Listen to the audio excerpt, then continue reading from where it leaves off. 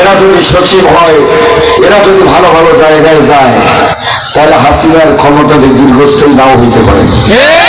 আর কথা বলেন, আর কোথায় যদি ডিসিওসি সচিব বানানো যায়, তাহলে জারজ পয়দা হবে, যত আকাম কুকাম করে ওদের দ্বারা করে সহজ হবে। আর একটু জোরে বলেন কথা বলতে, এজন্য হাসিনা চায় কোঠা, আর নিরীহ জনগণ ছাত্ররা চায় কি? আপনারা কোঠার পক্ষে না মেধার পক্ষে? আর একটু জোরে বলেন, কোঠা না মেধা? এরা বলল মেধা, হাসিনা বলল রাজাকার। আর কথা বলেন, এরা স্লোগান দিল আমরা চাইলাম অধিকার, হয়ে গেলাম। আর একটু জোরে বলেন না, হয়ে গেলাম। স্লোগান শুরু হলো তুমি কে? তুমি কে? রাজাকার। আমি কে? রাজাকার। কে বলেছে? এই রাজাকার শব্দটা গর্বের শব্দ হয়ে গেল। আল্লাহ বলবেন না, ছাত্ররা একে অপরের সাথে দেখা হলেই, একজন জনগণের সাথে দেখা হলেই বলতো তুমি কে? রাজাকার। আমি কে? কে বলেছে? কয়েছে ইসলাম অধিকার, হয়ে গেলাম। বাংলাদেশ জামাত ইসলামী এ জমিন যার আসমান যার হুকুম চলবে কার? এটা হলো ইমানদারদের অধিকার। কথা বলেন, এর চাইতে বড় অধিকার আর হয় না। আল্লাহর অক্সিজেনে বেঁচে থাকি, আল্লাহর মেহেরবানিতে আমরা চলাফেরা করছি, অক্সিজেন পাচ্ছি, সূর্যের আলো পাচ্ছি। তো কোরআনের আইনটা এটা বাংলাদেশের সকল ইমানদারদের অধিকার। অন্য দূর করবেন তাদেরকে রাজাকার বলে নেই। কথা বলেন, জাসদদেরকে রাজাকার বলা হয় নাই, বাসদদেরকে রাজাকার বলা হয় নাই, জাতীয়তাবাদীদেরকে রাজাকার বলা হয় নাই। বাংলাদেশ জামাত ইসলামী ইনসাফ প্রতিষ্ঠা করতে চেয়েছে, আল্লাহর কোরআন লাইন প্রতিষ্ঠা করার অপরাধে জামাত ইসলামী চেয়েছে অধিকার, আর হাসিনা বলেছে যে এরা রাজাকার। জনগণ তখন বোঝে নাই বিষয়টা। 14-15 বছর পরে আল্লাহ চোখে আঙ্গুল দিয়ে দেখাই দিল। আমাদের ব্রিলিয়ান মেধাবী ছাত্ররা বলল কোঠা নয় কি? হাসিনা বলল এরা রাজাকার। যারা চায় অধিকার হাসিনার কাছে তারা কি? আর একটু জোরে বলেন, যারা চায় অধিকার তারা হাসিনার কাছে কি? রাজাকার। ছেলেরা বলল আমরা চাইলাম অধিকার, হয়ে গেলাম রাজাকার। আল্লাহ বলছে রাজাকার না, আমি এবার তোমাদের বানাবো সরকার। এত নর্মাল ঠিক কেন বললেন? এগুলো কাম যিনি করছেন তিনি কি? আর একটু জোরে বল, রাজাকারেরা এখন সরকার আর হাসিনা এখন পালাটি। কথা বলেন ঠিক না? সম্মানিত আল্লাহর প্রিয় বান্দা, সেদিকে যাব না। বিশ্বনবীকে আল্লাহ পৃথিবীতে পাঠাবেন, যে সময় আল্লাহর নবীকে দুনিয়ায় পাঠাবেন, ওই সময়ের মানুষেরা আল্লাহর হুকুম না মেনে তারা আবু জেহেলের হুকুম মানছিল। ওই সময়ের মানুষেরা আল্লাহর কোরআন না করে সূর্যের কাছে মাথা নত করেছিল। ওই সময়ের মানুষেরা আল্লাহর কাছে মাথা নত না করে তারা আগুনের পূজা করছিল। কথা বলেন ঠিক কিনা? সম্মানিত আল্লাহর প্রিয় বান্দা, যে যুগের মানুষেরা আল্লাহর গোলামি বাদ দিয়ে আল্লাহকে আল্লাহ স্বীকার করে, আবার আইন মানে বাপের কথা বলে, আল্লাহর গোলামি আল্লাহকে সৃষ্টি করেছেন এটা স্বীকার করে। ওরা করে আমরা নামাজও পড়ি, তাহাজ্জুদও পড়ি, কিন্তু দুর্ভাগ্য হলো আমাদের ছেলেরা গণভবন দখল করলো, সব কিছু পেয়েছে, যাই নামাজ পাই না। কথা বলেন ঠিক কিনা? খাবার দাবার বললেন, ফ্রিজ খুলে দেখে সেখানে বড় বড় বোতল, তাও আবার বিদেশি, এদেশি নয় বিদেশি। কিসের বোতল? বিদেশি। হ্যাঁ, মদের বোতল, লাল লাল পানির ভিতরে। সালমান রহমান বিমানে স্বীকার করল গণভবনে সপ্তাহে 2 দিন মদের আসর বসত। আচ্ছা বলেন, এরা কিভাবে চাইবে কোরআনের আইন প্রতিষ্ঠা হোক? কোরআনের আইন প্রতিষ্ঠা পরীক্ষা হইলে তো মক্ষরকে 80টা ব্যত্যাঘাত করা হবে, এত নর্মাল ঠিক কিনা বললো না? তো কোরআনের আইন প্রতিষ্ঠা হলে এদের পিঠের চামড়া থাকবে না, যার কারণে এরা কোরআনের আইন সহ্য করতে পারে না। সম্মানিত আল্লাহর প্রিয় বান্দা, ওরা আল্লাহ স্বীকার করে আইন মানার ব্যাপারে, আইন প্রতিষ্ঠার ব্যাপারে আল্লাহ মানতে চায় না।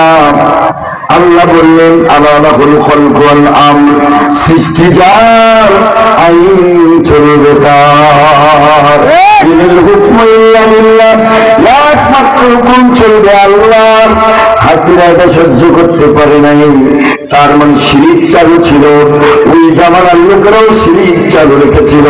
কোরআন নাজিলের 1500 বছর পরে ওরা ছিল কাফের, এরা মুসলমানের দাবিদার, শিরকের ভিতরে এরা নিমজ্জিত ছিল। আল্লাহ বলেন শিরক বিল্লাহি ফাকাদ হারামাহুল্লাহু আলাইহিল জান্নাহ, যারা শিরক করবে আল্লাহ তাদের জন্য জান্নাত হারাম করে দিবে। কথা বলেন ঠিক কিনা? শুধু না হাসিনাই, অনেক হাজি আমাদের দেশের অনেক নামাজি, টুপি দাড়ি জুব্বা ওয়াজ মাহফিলে দাঁড়ে বাঁধে বক্তাদের পাশে থাকে, যে আল্লাহর আইনের কথা বলবেন হাদিস শিবের চেহারা কালা হয়ে যায়। কথা বলে, যদি আল্লাহর আইনের কথা বললে হাদিসের চেহারা কালো হয়, হাদিসের যত তাহাজ্জুদ গুজার হোক, হাজি আর হাজি নাই, ওটা কাফের হয়ে যাবে। আল্লাহর আইনের কথা বললে অনেক হুজুরের চেহারা মঞ্চেই দেখা যায় যে এদিক সেদিক সালাম সুলুম করে আর কথা বল।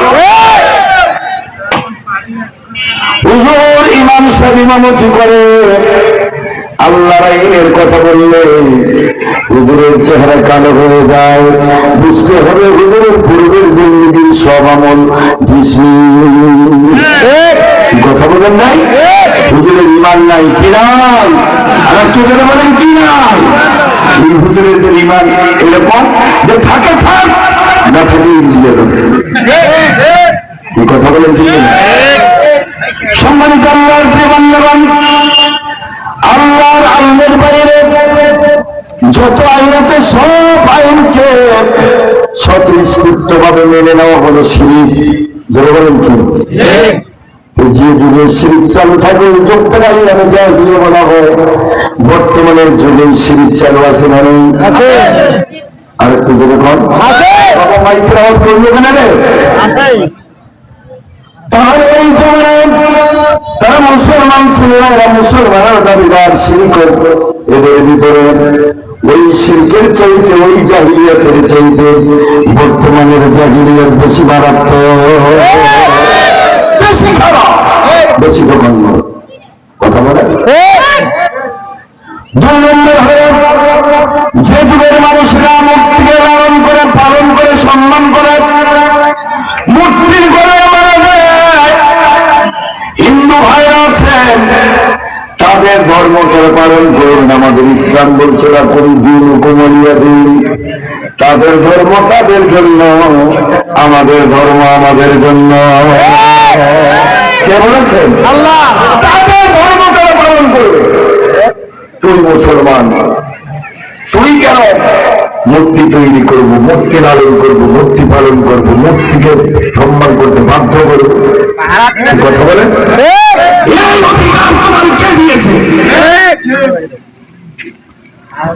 তাহলে জাহিলিয়াতের যুগে ওরা ছিল কুখ্যাত কাফের, ওরা মুসলমানের দাবি করে নাই, ওরা মূর্তি নির্মাণ করেছে, পালন করেছে, আপত্তি নেই। ওই জন্য ওই যুগটাকে আমি জাহিলিয়া বলা হতো। তোমরা যে মুসলমানের দাবি করো, বাংলাদেশের অপমর জনতা, কৃষক শ্রমিক মানুষের মাথার ঘাম পায়ে ফেলে পয়সা দিয়া তোমরা লুটপাট করে, টাকাগুলি লুটপাট করে তোর মরা বাপের মূর্তি স্কুলে পড়ে, ইউনিভার্সিটিতে, রাস্তার মোড়ে মোড়ে, অফিস আদালতে, কোর্ট কাছারিতে, কথা বলে বিভিন্ন দিনে বাধ্য করা ওই মূর্তিকে সম্মান করার জন্য। ওই জাহিলিয়াতের চাইতে বর্তমানের জাহিলিয়াত বেশি জঘন্য। ওইটা ছিল আইয়ামে জাহিলিয়াত, আর বর্তমানেরটা হলো আওয়ামী জাহিলিয়াত। আইয়ামে জাহিলিয়াতের চেয়ে আওয়ামী জাহিলিয়াত বেশি খারাপ। আর একটু জোরে বলেন। আইয়ামে জাহিলিয়াত বলা হয় ওই যুগকে, যে যুগে জোর চার মুল্লুক তার, কথা বল, ওইটা তো জাহিলিয়াতের যুগের ঘটনা। আর আমরা বিগত দিনে কি দেখলাম, নির্বাচনের আগের রাইতে ভোট শেষ। আর একটু জোরে বল। চাচা ভোট দিতে যাওয়ার সময় চাষিও ভোট দিয়ে দিয়েছি, বলছে চাচা চাষি ভোট দিয়ে গেল। চাচা চোখের পানি ছেড়ে দিয়ে কান্দে, বাবারে তোর চাচি যে 3 বছর আগে মারা গেছে। কান্দে, আল্লাহ বুড়ির পুরো গুসা, বুড়ি আমার রেখে গেলি, একাই দুনিয়ায় থাকাতে কত কষ্ট। ভোট দিতে আসলি, আমার সাথে একটু দেখা পর্যন্ত করলি না। এরকম ভোট হয় নাই, মরা মানুষের ভোট হয়েছে। জোরদার চাকরি বাকরি আওয়ামী লীগ ছাড়া হয়েছে? আর একটু জোরে বলেন। নামে শুনতে পারেন জামাত ইসলাম আর শিবির তো দূরের কথা। এই কথা বলেন ঠিক না?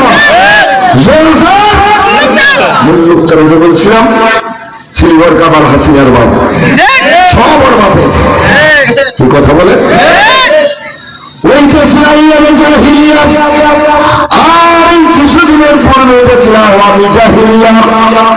ওই জাহিলিয়াতের চাইতে বর্তমানের জাহিলিয়াত বেশি মারাত্মক। যে যুগটা আইয়ামে জাহিলিয়াত বলা হয়, ওই যুগে নারীর ইজ্জতের কোন গ্যারান্টি ছিল না। কথা কন। মেয়ের সন্তান জন্মগ্রহণ করলে জীবিত কবর দেওয়া হতো আইয়ামে জাহিলিয়াতে। আর আওয়ামী জাহিলিয়ায় জাহাঙ্গীরনগর বিশ্ববিদ্যালয়ের ছাত্র, ছাত্রলীগের ছাত্র জসিমউদ্দিন মানিক একাই 100টা ছাত্রীকে ধর্ষণ করেছে, শিলচুরি করে মিস্ত্রি বিতরণ করে উল্লাস করেছে, যেটা জাহালাতের যুগেও হয় নাই। ওইটা ছিল আইয়ামে জাহিলিয়াত। আর হাসিনার আমলে ওইটা ছিল আওয়ামী জাহিলিয়াত। ওই জাহিলিয়াত হচ্ছে, এই জাহিলিয়াত বেশি জঘন্য ছিল। আল্লাহ রাব্বুল আলামিন ওই আইয়ামে জাহিলিয়াত দূর করার জন্য সমস্ত নবীদের ইমাম বিশ্বনবী জনাব মুহাম্মদ রাসূলুল্লাহ সাল্লাল্লাহু আলাইহি ওয়াসাল্লামকে পৃথিবীতে পাঠিয়েছিলেন শিরক বন্ধ করার জন্য। শিরক নামক জাহিলিয়াত, মুক্তি নামক জাহিলিয়াত, ও আল্লাহর বান্দা জোরদার মুল্লুকতার নামক জাহিলিয়াত, নারী ধর্ষণ নামক জাহিলিয়াত, চুরি ডাকাতি ছিনতাই রাহাজানি খুন খারাপি নামক জাহিলিয়াত বন্ধ করে কোরআন দিয়ে কোরআনে একটা সোনালী সমাজ প্রতিষ্ঠার জন্য আল্লাহ রাব্বুল আলামিন তার হাবিবকে এই পৃথিবীতে পাঠিয়েছিলেন। কথা বলেন ঠিক কিনা? সম্মানিত আল্লাহ প্রিয় বান্দাগণ,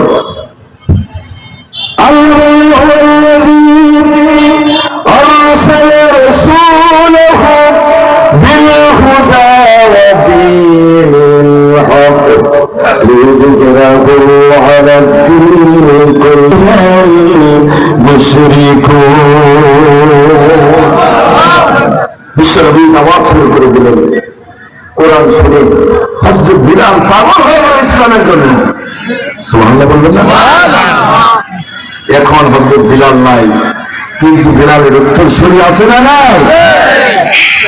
কোরআন শুনে রাসূলের প্রিয় বন্ধু আবু বকর ইসলামের জন্য পাগল হয়ে গেলেন। সমস্ত সম্পদ আল্লাহ রাসূলের পদে প্রান্তে উঠিয়ে দিলেন। ইসলামের জন্য ইচ্ছা মতো আপনি খরচ করতে পারেন। কোরআন শুনে হযরত খাব্বাব ইসলামের জন্য পাগল হয়ে গেলেন। কোরআন শুনে হযরত সুমাইয়া ইসলামের জন্য জীবন দিয়ে দিলেন। কোরআন শুনে হযরত ইয়াসার ইসলামের জন্য জীবন দিয়ে দিলেন। আল্লাহু আকবার বলেন। কোরআন শুনে দিল বিগলিত হয়ে গেল। কোরআন শোনার পরে আবু জেহেলের মেজাজ গরম হয়। আমাদের দেশে দুই শ্রেণীর মানুষ, হাজার অত্যাচার অবিচার তাফসীর মাহফিল করতেই দিবে না, কোরআনের পাগলায় ছাড়ি দেই না। আরে কথা বল। আবার আমাদের নাতি ফকিরা ষড়যন্ত্র করে কোরআনের মাহফিল হতে দেবে না। এই ষড়যন্ত্র আবু জেহেল করেছে। আল্লাহ তাআলা তার কথাটাও কোরআনে নোট করে দিয়েছেন। আল্লাহ বললেন, ওয়াকালাল্লাযীনা কাফারু লা তাসমাউ লিহাযাল কুরআনি ওয়ালগাউ ফীহি লাআল্লাকুম তাগলিবুন। আল্লাহ বললেন, কাফিররা বলে, লা তাসমাউ লিহাযাল কুরআন, এই কোরআন শুনতে দেওয়া হবে না, হট্টগোল করো, 150 জারি করো, কোরআন যেন মানুষ শুনতে না পারে। এই ভূমিকা পালন করেছে আওয়ামী লীগ এবং হাসিনা। এত নরমাল ঠিক করে বললেন আর একটু বলেন। আল্লাহ তাআলা তার কথার উপরে চ্যালেঞ্জ শুনে দিলেন। আল্লাহ বলেন, ইউরিদুনা লিইউতফিউ নূরাল্লাহি বিআফওয়াহিহিম ওয়াল্লাহু মুতিম্মু নূরিহি ওয়ালাউ কারিহাল কাফিরুন।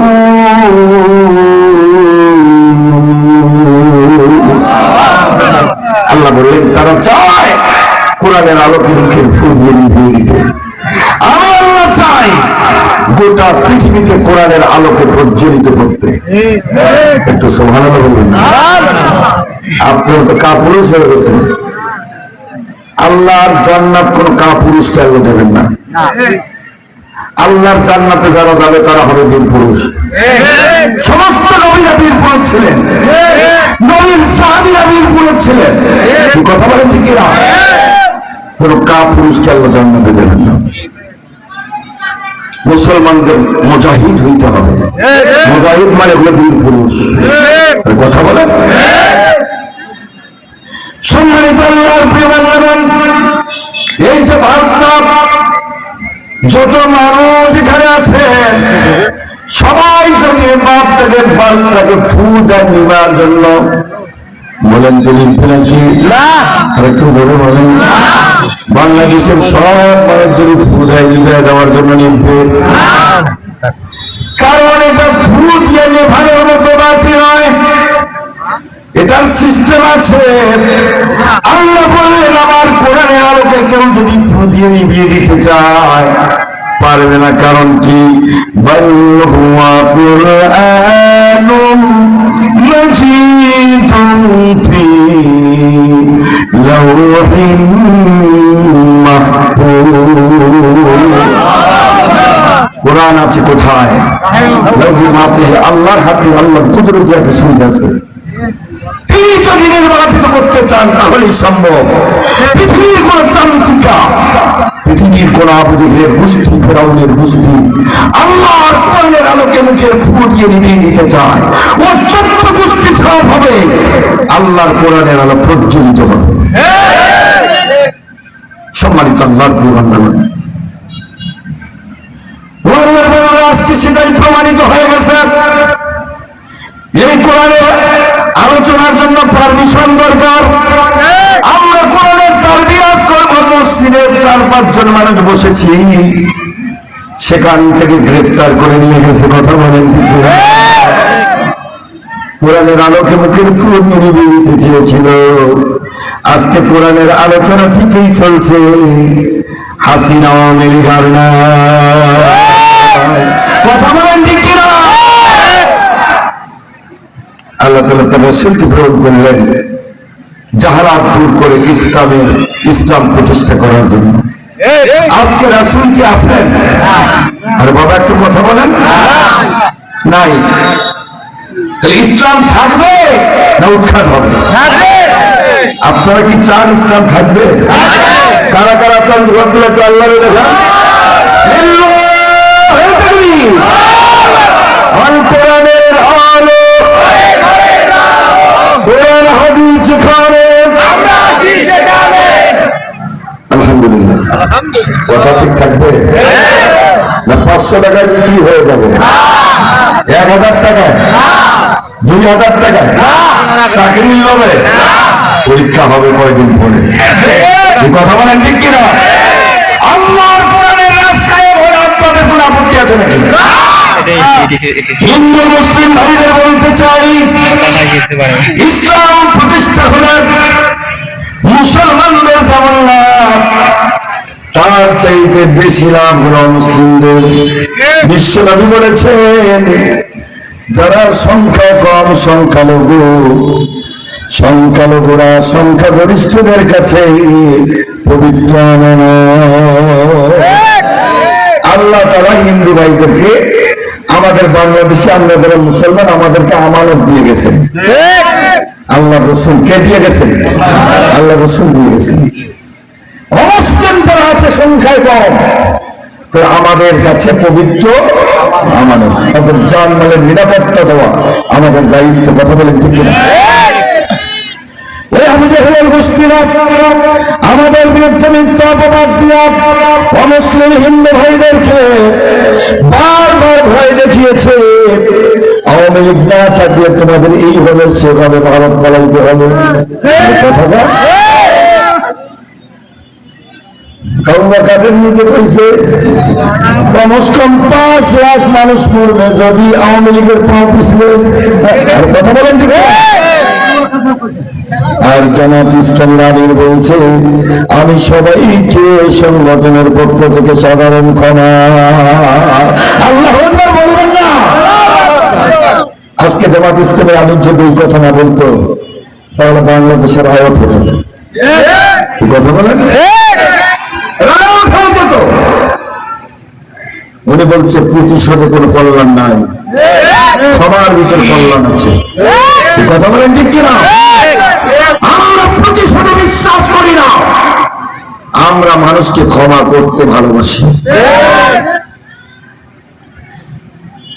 আওয়ামী লীগের ক্ষমতা শেষ হয়ে গেল, আমরা হিন্দু ভাইদের বাড়ি আমাদের ইমানের দাবিতে আমরা পাহারাদারি করেছি। কথা বলেন ঠিক? আমি তো যত পুতির সরকার পতনের পরে পরে প্রতি রাত প্রায় অর্ধেক রাত আমি হিন্দুদের পাড়ায় পাড়ায় করেছি। অনেকে চাঁদা চেয়েছে, ধমক দিয়েছে, আমরা মোবাইল নাম্বার দিয়েছি, কাউকে 1 টাকা দেবেন না, ধমকাইলে আমাদেরকে জানাবেন। আল্লাহর রহমতে হিন্দু ভাইয়েরা নিরাপদে আছে। কথা বলেন? হিন্দু ভাইয়েরা আপনারা অনেকে আওয়ামী লীগ করেন, করতেই পারেন। মুসলমানেরা আওয়ামী লীগ করে আপনারা করতে পারেন, আপনাদের গণতান্ত্রিক অধিকার। আওয়ামী লীগ করে যারা নিরীহ মানুষদেরকে মিথ্যা মামলা দিয়ে ধরিয়ে দিয়েছে, হয়রান করেছে, বারবার মামলা দিয়েছে, ওই আওয়ামী লীগের বাড়িতে অনেকেই সহ্য করতে না পারে ওর উপরে চড়াও হওয়ার জন্য চেষ্টা করেছে। আপনারা হিন্দু ভাইরা আওয়ামী লীগ করেছেন, ওই পরিমাণ আপনাদের উপরে কিন্তু চড়াও হয় না। কথা বলেন, কথা বলেন ঠিক কিনা? কারণ আমরা এটাতে বিশ্বাস করি না। ইসলাম আপনাদের অধিকার দিয়েছে। আমিনুল মুমিনিন হযরত ওমর ফারুকের জামানা হিমসের গভর্নরের দায়িত্ব দিয়েছেন হযরত আমর ইবনুল আসকে। হিমসের গভর্নরের দায়িত্ব পালন করছেন।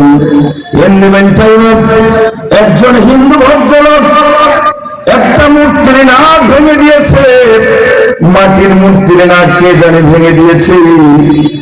এই নাক ভাঙা মূর্তিতে নিয়ে হিমসের গভর্নর আমর ইবনুল আসের কাছে হাজির হয়ে মামলা দিয়েছে। ও গভর্নর, আমাদের মূর্তির নাক ভেঙে দিয়েছে, আমরা মনে করি এটা মুসলমানের কাজ, আপনি বিচার করেন। বলেন তো কে নাক ভাঙছে, কে পাহারা দিয়েছে? হযরত আমর ইবনুল আস ব্রেকিং নিউজ তার প্রদেশের ভিতরে প্রচার হয়ে গেল, কোন মুসলমান অমুসলিমের মূর্তি না ভেঙে দিয়েছে। সেজন্য গভর্নরের সাথে দেখা করে কোন খোঁজ খবর নেই। গভর্নর ঘোষণা দিলেন আগামীকালকে বড় ময়দানে সব মুসলমান সমবেত হবে। সমস্ত মুসলমানের সমবেত হলো, মঞ্চ তৈরি হলো। হযরত আমর ইবনে আস গভর্নর ঘোষণা দিলেন, কোন মুসলমান তোমরা হিন্দু ভাইদের মূর্তি নাক ভেঙে দিয়েছ, মঞ্চে চলে আসো। কোন মুসলমান আসে না, কয়েক মিনিট চলে গেল। এবার হযরত আমর ইবনে আস তার তরবারিটা খাট মুক্ত করলেন, ধারালো একটা তরবারি একজন হিন্দু পুত্তলিক একজন ঠাকুরের হাতে, ব্রাহ্মণের হাতে তুলে দিলেন। ধারালো তরবারিটা দিয়ে বললেন, ও হিন্দু পুরোহিত ভাই, এই তরবারিটা না, আমি যে সময় এদের প্রদেশের গভর্নর তোমাদের ধর্মীয় স্বাধীনতা দিতে পারি নাই, কে জানি তোমাদের মুক্তির নাক ভেঙে দিয়েছে, আমি ধরতে পারলাম না, বিচার করতে পারলাম না। এজন্য তরবারিটা না, তোমাদের মাটির মূর্তির নাকের পরিবর্তে আমার গভর্নরের নাকটা কেটে দাও। আল্লাহ আর একটু জোরে বলেন, আর একটু জোরে বলেন। পৃথিবীর ইতিহাসে আর কোন মুসলিমের ধর্মীয় স্বাধীনতার চাইতে বেশি পৃথিবীর ইতিহাসে কেউ দিয়েছে, এরকম করে রেকর্ড আজ পর্যন্ত কেউ বলতে পারবে না। অমুসলিম পত্তলিক ধর্মযাজক পায়ের নিচে যেন মাটি নাই, থর থর করে কাঁপছে। একজন প্রভাবশালী গভর্নর মাটির একটা মূর্তির নাক ভাঙার কারণে আসামি ধরতে পারে নাই। গভর্নর তার নিজের নাকটা কাটতে বলতেছেন, নাক কাটা দুপুরের কথা, শরীরটা থর থর করে কাঁপছে। লক্ষ জনতার মাঝ থেকে একজন মুসলমান চিৎকার দিয়ে জনতার বুক ছিঁড়ে মঞ্চের দিকে ছুটে আসতেছে আর বলছে, আমিরুল মুমিনিন, থামুন থামুন থামুন। বলতে বলতে মঞ্চে চলে আসলেন, এসে দুঃখে করে বললেন, আমিরুল মুমিনিন, আমি তো এতটা বুঝি নাই যে একটা মাটির মূর্তির জন্য আপনার গভর্নরের নাক আপনি কাটতে দেবেন। ঘটনাটা আমি ঘটিয়েছি, আল্লাহর আদালতে যেন আমাকে আসামি হতে না হয়, সেজন্য তরবারি নেন, আমার নাকটাই আপনি কেটে দেন। আর একটু আল্লাহু আকবার বলবেন না? আর একটু জোরে বলেন। অবশ্যই অবাক হয়ে গেল এই মুসলমান, ওরা অবাক হয়ে গেল। ওরা বলল, আমরা ক্ষমা করে দিয়ে দিলাম। সুবহানাল্লাহ বলবেন না? হযরত আমর ইবনে আস তাদের সম্মানার্থে ওই মূর্তিটার মাটি দিয়া তৈরি না করে উন্নত করে রৌপ্য দিয়া ওই মূর্তিটা নতুন করে উন্নত মূর্তি তৈরি করে দিলে। আল্লাহু আকবার বলবেন না? দিল্লির সম্রাট জাহাঙ্গীর ক্ষমতায় আছে, দুর্দান্ত প্রতাপশালী সম্রাট।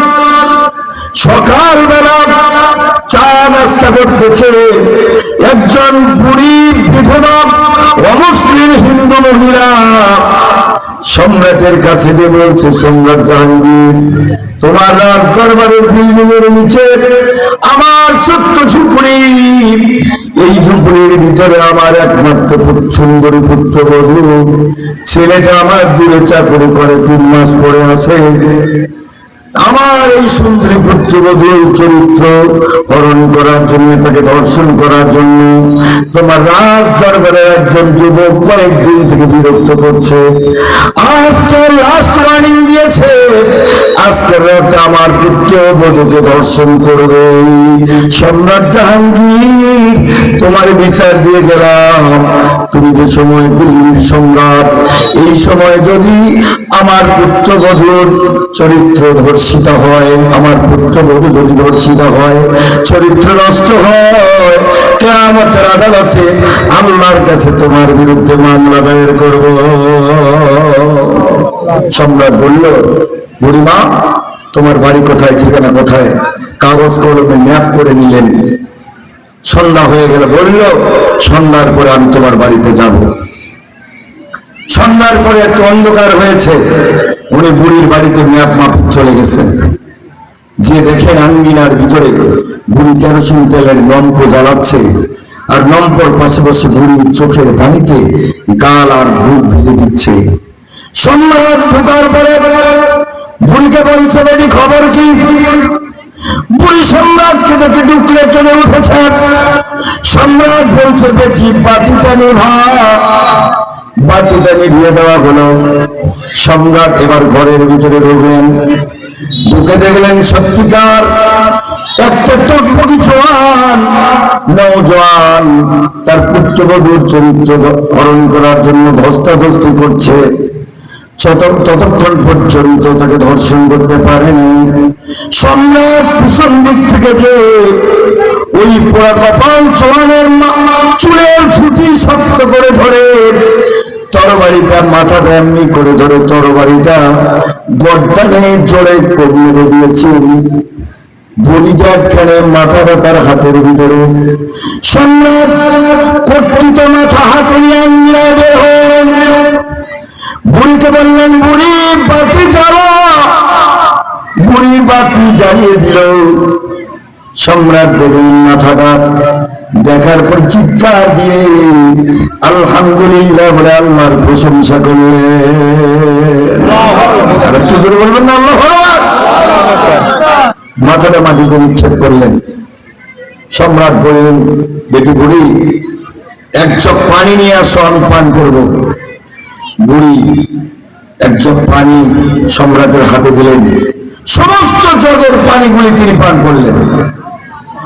পানি পান করার পরে সম্রাট রাজ দরবারে চলে যাচ্ছেন। বেটি বুড়ি থাকো, আমি চলে গেলাম, কালকে রাজ দরবারে আমার সাথে দেখা করবা।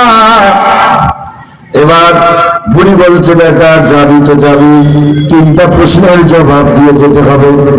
সম্রাট বলছে, মা কি প্রশ্ন? প্রথম প্রশ্ন হলো, তুমি আমার আঙ্গিনায় দুটো বাতিটা নিভাতে বলছো কেন? 2 নম্বর প্রশ্ন হলো, তুমি মাথাটা বাতি জ্বালাতে বলছো, বাতি জ্বালানোর পরে মাথাটা দেখার পরে চিৎকার দিয়ে আলহামদুলিল্লাহ বলে উঠছো কেন? এরপরে মাথাটা নিক্ষেপ করে তুমি এতগুলো পানি, আমার বাড়ির নিম্নমানের কুয়ার পানি, এতগুলো পানি একসাথে পান করেছো, ব্যাপারটা কি সম্রাট? এই 3টা প্রশ্নের জবাব দিয়ে তোমাকে যেতে হবে। এবার সম্রাট জাহাঙ্গীর বলছে, বুড়িমা প্রথমে বাতিটা নিভাই দিতে বলছে এজন্য, যখন তুমি আমাকে অভিযোগ দিয়েছ আমি অনেকটাই মনে করেছি এই সাহস তো আমার দেশের কেউ করতে পারে না, এটা অবশ্যই আমার ছেলে হবে। আমার ছেলে আমার রাজ দরবারের পাশে আমার কোন প্রজাপতি হোক না কেন মুসলিম, আমার ছেলে তার পুত্রবধূকে দর্শন করবে, এত বড় স্পর্ধা। আমি তো আমার ছেলে মনে করে বাতিতে নিভিয়ে দিতে বলছি। যদি ছেলেকে দেখতাম তাহলে হয়তো তরবারিতে তার গর্দানে মারতে আমার কষ্ট হতো। যাতে কষ্ট না হয় আমি অন্ধকারেই যেন কানটা ছেড়ে ফেলতে পারি, এজন্যই বুড়িমা বাতিটা তোমাকে নিভাই দিতে বলেছি।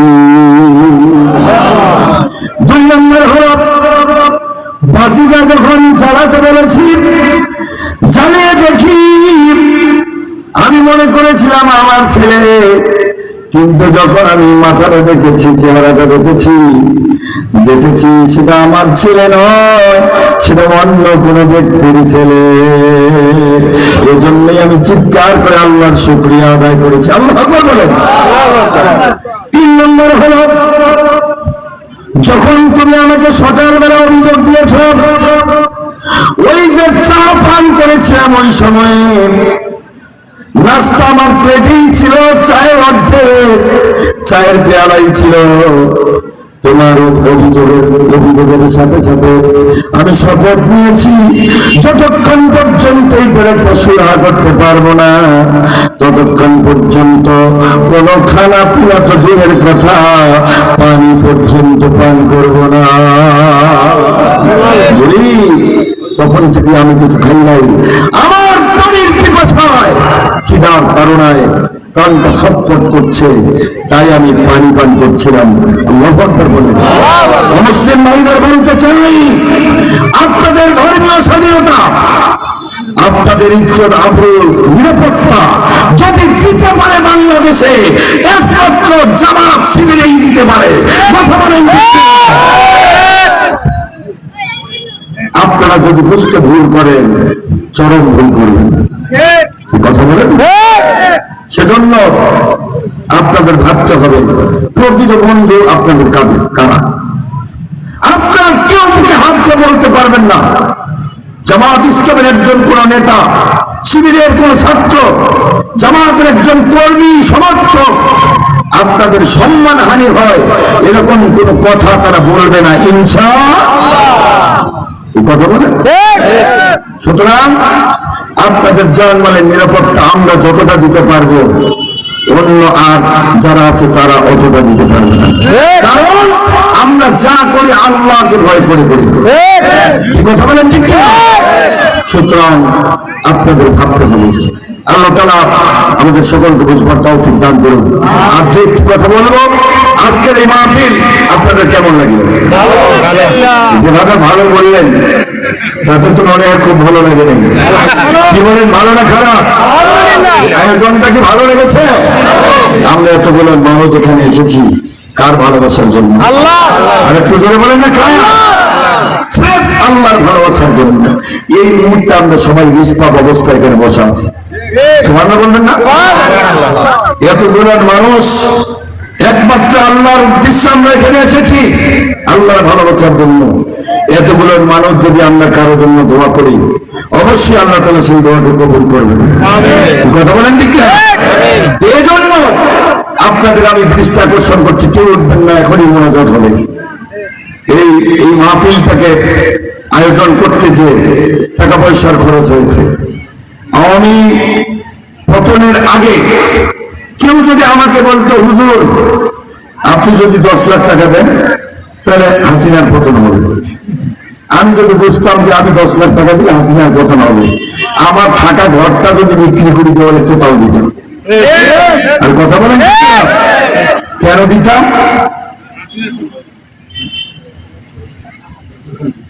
আচ্ছা, কেন দিতাম? দিতাম জন্যই যে এই জালিমের হাত থেকে এদেশের আলেম ওলামা, সাধারণ নিরীহ জনগণ যাতে নিষ্কৃতি পায়। কথা বলেন ঠিক কিনা? আল্লাহ আমাদেরকে যুদ্ধ করা লাগে নাই, বিনা যুদ্ধে টাকা পয়সা খরচ করা লাগে নাই, বিনা খরচে রক্তপাত করতে হয় নাই। কথা বলেন ঠিক কিনা? আমাদের পরিত্যাগ টুকরা ছাত্র জনতারা জীবন দিয়েছে, তাদের জীবন আর রক্তের বিনিময়ে আল্লাহ তাআলা আমাদেরকে স্বাধীনতা দিয়েছেন।